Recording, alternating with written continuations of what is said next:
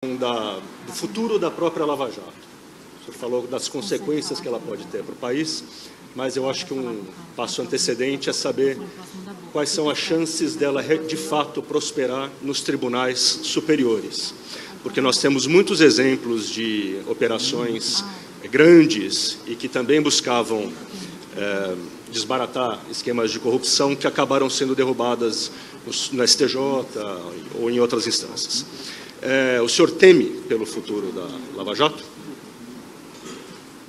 Olha, sempre se falou que isso é uma velha expressão, que a justiça é uma dama volúvel. E, realmente, enquanto o caso judicial não se finaliza, é impossível um prognóstico definitivo. Mas, pelo menos o que eu observo, e se faça aqui um elogio, os tribunais recursais e tribunais superiores têm, nesse caso, adotado posturas firmes em relação a esse tipo de criminalidade. É importante que nós tenhamos presentes que o sistema de justiça não está aí para servir juízes, não está aí para servir promotores, não está aí para servir advogados, mas está para servir o cidadão que quer ver o resultado dos processos. É claro que sempre tem que se trabalhar no marco dos direitos do acusado, né? Nós também não defendemos qualquer espécie de julgamento sem respeito aos direitos, mas o sistema de justiça criminal tem basicamente que absolver o inocente e condenar o culpado, e quando condenado, o culpado tem que efetivamente cumprir uma pena. Acredito que os ventos são favoráveis, mas é importante nesse prisma o apoio da sociedade civil organizada. A gente sabe que o nosso processo ele é muito cheio de recursos, ele abre espaço para certas chicanas, pequenas questões processuais às vezes podem levar à anulação de uma causa que passou anos sendo investigada. É mais neste campo das pequenas manobras que eu lhe faria a pergunta, lhe repetiria a pergunta. Olha, eu não vi nada assim que pudesse, a meu ver, gerar alguma declaração de validação desse caso. E existem resultados já alcançados que, independentemente do que se aconteça, não serão jamais prejudicados. Então, por exemplo, o gerente que repatriou 96 milhões de dólares em propina. Então, esse dinheiro, evidentemente, qualquer que seja o futuro, nunca será devolvido a ele, né? Mas eu não vejo uma sombra no momento em relação a esse caso. Agora, é importante, como eu disse, que nós não confiemos demais no futuro, né? Como aquela expressão, temos que confiar desconfiando. Muito bem. Existe uma tradição antiga no Brasil, e ela não é só brasileira, ela tem motivo de ser, de um garantismo, certo? É uma preocupação com os direitos do indivíduo e com a proteção desses direitos básicos de liberdade e tudo mais. E os advogados têm feito fortes críticas à condução da Lava Jato, e é natural que eles façam isso, sobretudo os advogados de defesa. Dizem que há exageros nas prisões preventivas. Como é que o senhor responde a essa visão, particularmente dos advogados de defesa, sobre a condução da Lava Jato? Olha, a prisão cautelar é uma prisão sempre excepcional, certo? Porque a regra é que você só pode ser punido depois de você ser julgado, tá? Isso é importante, tá? Agora, a nossa legislação permite que, em casos excepcionais, se possa decretar uma prisão cautelar com o objetivo de prevenir novas práticas de crime, com o objetivo de proteger o processo, com o objetivo de resguardar a aplicação da lei. Em todos esses casos em que eu decretei a prisão cautelar, embora sejam vários, eu entendi que essas situações estavam presentes. Claro, pessoas razoáveis podem divergir razoavelmente dessas situações, mas, como mencionei aqui há pouco, o que eu entendo que existe, o que eu me deparei, é indícios de um quadro de corrupção sistêmica. E, num quadro de corrupção sistêmica, existe uma necessidade de uma medida para se estancar, vamos dizer, a hemorragia dos cofres públicos. Basicamente, tem sido essa a fundamentação. em geral, os tribunais recursais ou os tribunais superiores têm entendido dessa mesma forma. Então, o que me deixa num certo uma posição de maior conforto. O senhor falou em reforma de legislação para ajudar no combate à corrupção. O senhor acha que precisa de alguma espécie de reforma de mentalidade também, de quem opera o direito, para que esse combate seja mais efetivo e mais rápido? Eu tive até, semana passada, fazendo algumas palestras para advogados, que eu acho muito importante conversar com os advogados, porque, principalmente na parte criminal, isso também acontece muito na parte civil, por conta da excessiva morosidade no nosso sistema judicial, que vale tanto no crime como no civil, existe uma tendência da parte que não tem razão de utilizar essa morosidade em seu favor, que é algo que impacta ainda mais a nossa efetividade do sistema. Então, olha, se eu só vou ser preso no final do processo, então eu vou recorrer até não poder mais, mesmo quando eu não tenho razão. E a lei não deveria permitir essas brechas. Quando ela permite, é natural que elas sejam utilizadas. Mas seria o ideal que nós mudássemos para um outro cenário, e eu coloco normalmente como exemplo o direito norte-americano. Na Justiça Criminal Federal norte-americana, 80% a 90% dos casos acabam com alguma espécie de acordo, né, em que a parte, ela, quando verifica que as provas contra ela são sobrepujantes, majestosas, que ela vai obter um julgamento desfavorável, até para evitar os custos do processo e para obter uma pena menor, ela acaba reconhecendo, em alguma maneira, a culpa. Aí, por exemplo, a pessoa ia ficar presa 10 anos, faz lá um acordo para ficar 5. Imagine, os senhores, se eu pudesse pegar 80% dos meus casos e resolver dessa maneira, ou qualquer outro juiz. Então, seria um ganho de efetividade muito grande. É claro que esse sistema também tem problemas, mas o nosso sistema atual de processos sem fim é muito pior. Muito bem. Tem uma questão que se coloca para as empresas que estão envolvidas na Lava Jato, que é, em alguns casos, a própria sobrevivência depois da operação e de tudo que ela revelou.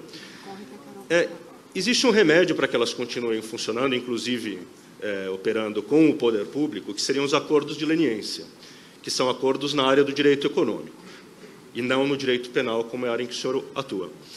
Qual é a sua opinião sobre esses acordos? O senhor acha que eles deveriam ser incentivados para as empresas, que essas empresas que se meteram em processo de corrupção sistêmica, deveriam ter uma segunda chance para continuar operando com o governo? Olha, eu já opinei isso até publicamente em algumas decisões. Não sou contra esses acordos em si. O que me parece que é necessário é discutir sempre as condições desses acordos.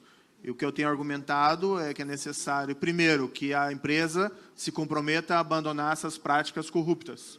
2, que ela revele todos os fatos, não necessariamente só aqueles que nós já sabemos.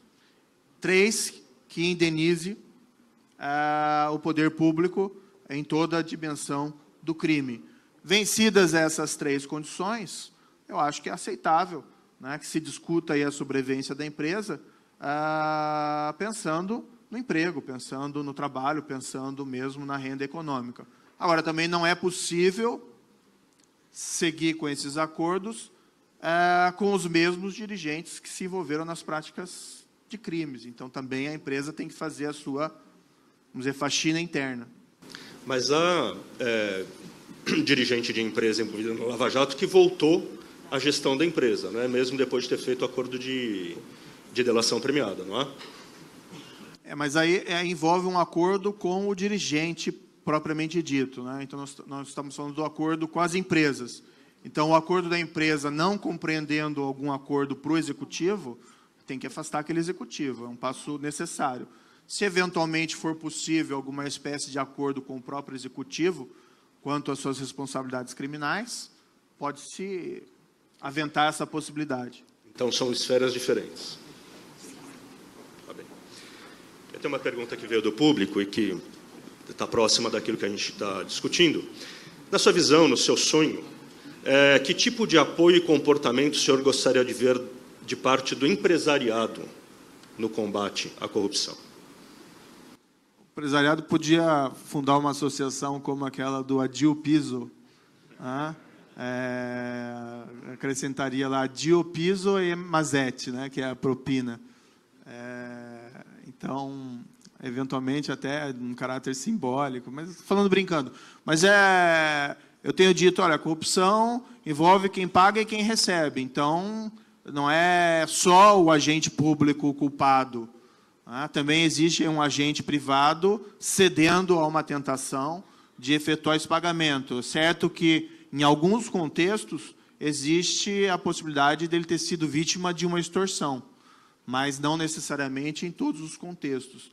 Então, se as empresas tomassem uma atitude firme contra esse tipo de comportamento, não só internamente, mas também em relação aos seus pares, porque aquele que adere à propina prejudica todo o mercado, e inclusive aqui o seu concorrente, isso já seria um grande avanço. E é importante aí que a opinião pública, inclusive as empresas, a meu ver, apoiem a continuidade dessa investigação, que ela vá até o fim, até onde ela possa ir. Muito bem. A Operação Mãos Limpas, que foi muito importante para o senhor formar o seu pensamento a respeito do combate à corrupção, me corrija se eu estiver errado, né? É isso mesmo, né?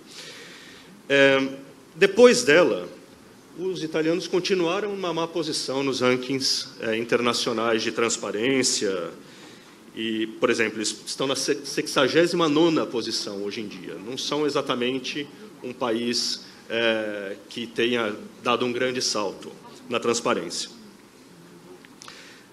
O senhor acha que é possível evitar que o Brasil caia no mesmo caminho?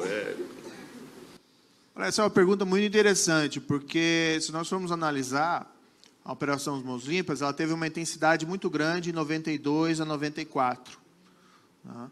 Inclusive, naquela época, surgiram várias proposições legislativas que tentaram acabar com a Operação Mãos Limpas, como até mesmo leis explícitas que proibiam prisão cautelar em matéria de crimes contra a administração pública, que eles chamavam lá de legge salva corrotti. Mas isso não foi bem sucedido no primeiro momento. Agora, depois de 94, ultrapassado aquele ímpeto inicial, aconteceu uma reação muito grande por parte das forças políticas.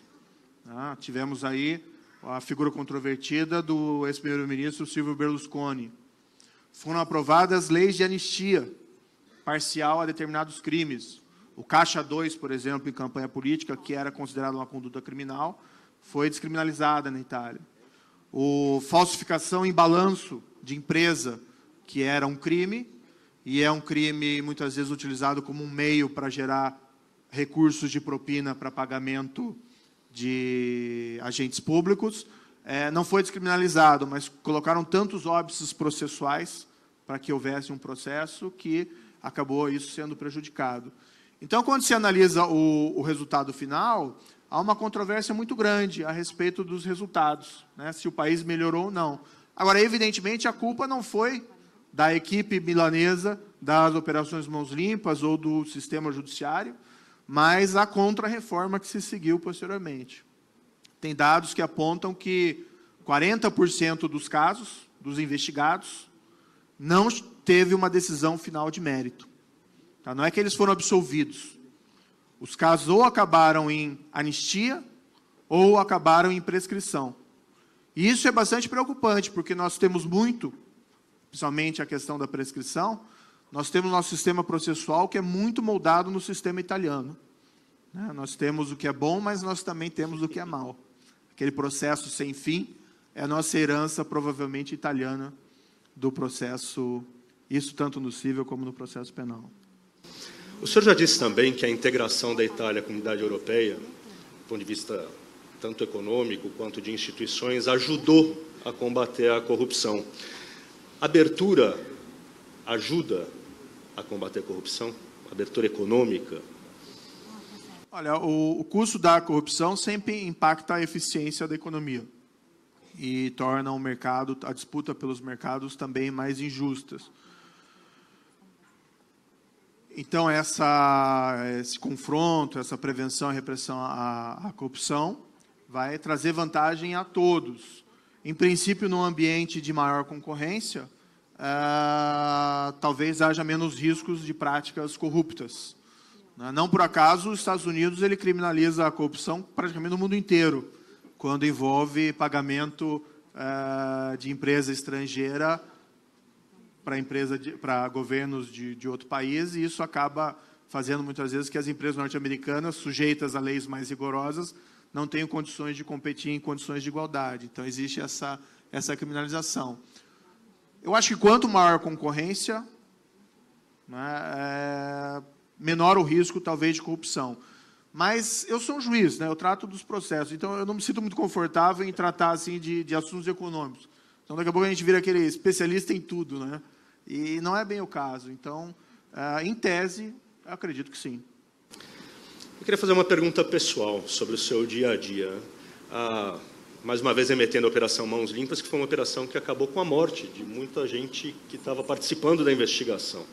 O senhor, em algum momento, se sentiu inseguro? O senhor já saiu de casa olhando para trás? O senhor se sente confortável com a sua família? Está tudo bem? Olha,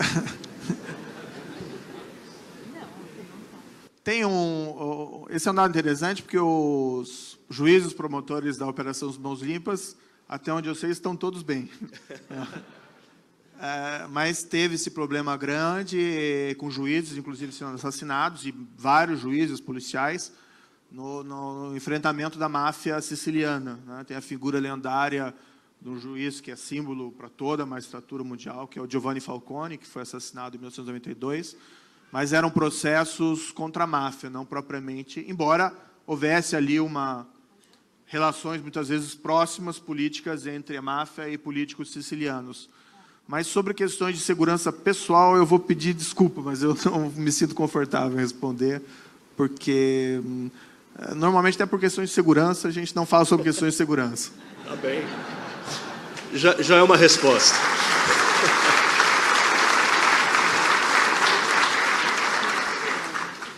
Eu acho que o senhor deu uma pista para que a gente entenda o que o move pessoalmente ao trabalhar, falando sobre dignidade, Mas eu queria lhe fazer a pergunta assim, de maneira bem direta. O que o move ao trabalhar numa operação como essa? Ou melhor, o que o moveu para se engajar no combate ao crime como juiz?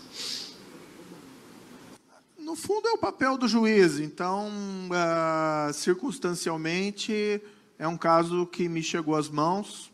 Isso também é importante esclarecer. O juiz ele tem um papel notadamente reativo. Então, eu respondo a requerimentos da polícia, eu respondo a requerimentos do Ministério Público, eu respondo a requerimentos das defesas. Eu não tenho, ao contrário do que se diz por aí, eu não tenho uma estratégia de investigação, porque, na verdade, eu sou juiz, quem tem estratégia lá de investigação é a polícia, é o Ministério Público. Circunstancialmente, esse caso chegou às minhas mãos. E a minha crença maior no papel do juiz é que nós temos uma regra de direito, nós temos um governo de leis, então as leis têm que ser aplicada a todos, tanto quanto a lei é benigna, quanto a benigna no sentido de beneficiar, como quando a lei pune. Então, é basicamente dever de ofício. Agora, também vejo com certa gratificação alguns resultados desses processos até o momento, mas, basicamente, é dever de ofício, pura e simplesmente. Vou fazer uma pergunta que veio da plateia, que é a seguinte. A Lava Jato vem deixando claro que uma das partes necessárias para que se chegasse ao ponto em que se chegou foi a participação do Poder Executivo. A investigação chegará até o topo?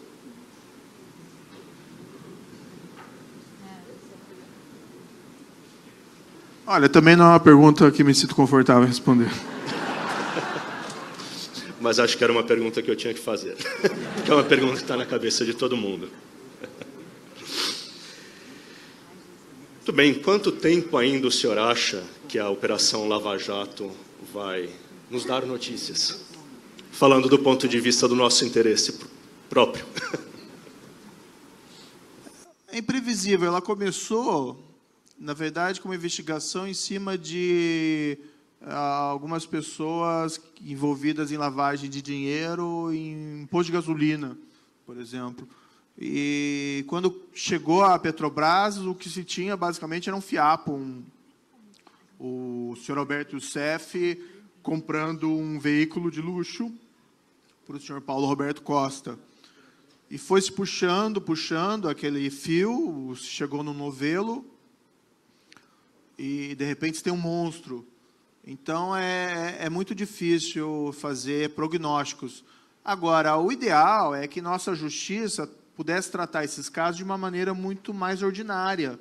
Por isso que ela depende de uma regular eficiência. Por exemplo, nos Estados Unidos tem corrupção, evidentemente todo mundo sabe isso, mas o que me parece que uma operação como essa, ou uma operação como aconteceu na Itália, a Operação Mãos Limpas, na minha opinião, embora a gente possa sempre se enganar, ela é inviável lá, porque nesse nível me parece que não existe essa corrupção sistêmica. Me parece que o sistema norte-americano trata esses casos de uma maneira mais ordinária e eficiente. Então, volta e meia se ouve lá, o determinado agente político, determinado agente público foi preso por corrupção, responde, e o sistema deles é bem mais rigoroso e eficiente que o nosso.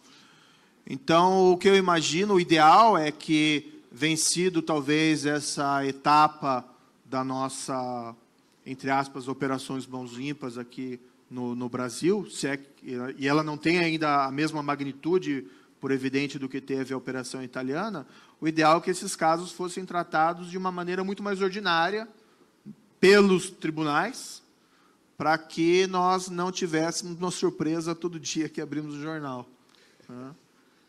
Ou seja, é importante que a matéria-prima diminua também. O senhor espera não ter que atuar em outra Lava Jato, então? Tem duas. A Lava Jato pode acabar ou pode acabar o juiz também, né? Eu tenho meu prazo de validade, então eu até falei brincando em outro evento que o meu objetivo futuro era tirar longas férias e ainda mantenho esse objetivo com muita ansiedade. Agora não sei se elas serão breves, não sei se elas ocorrerão em breve. Muito bem. O relógio nos disse que nós estamos chegando ao finalzinho da conversa. Gostaria de parabenizá-lo pelo trabalho extraordinário que está sendo feito na condução da Lava Jato, parabenizar a sua equipe por tabela. Obrigado a todos que acompanharam a conversa. Agradeço mais uma vez. Obrigado.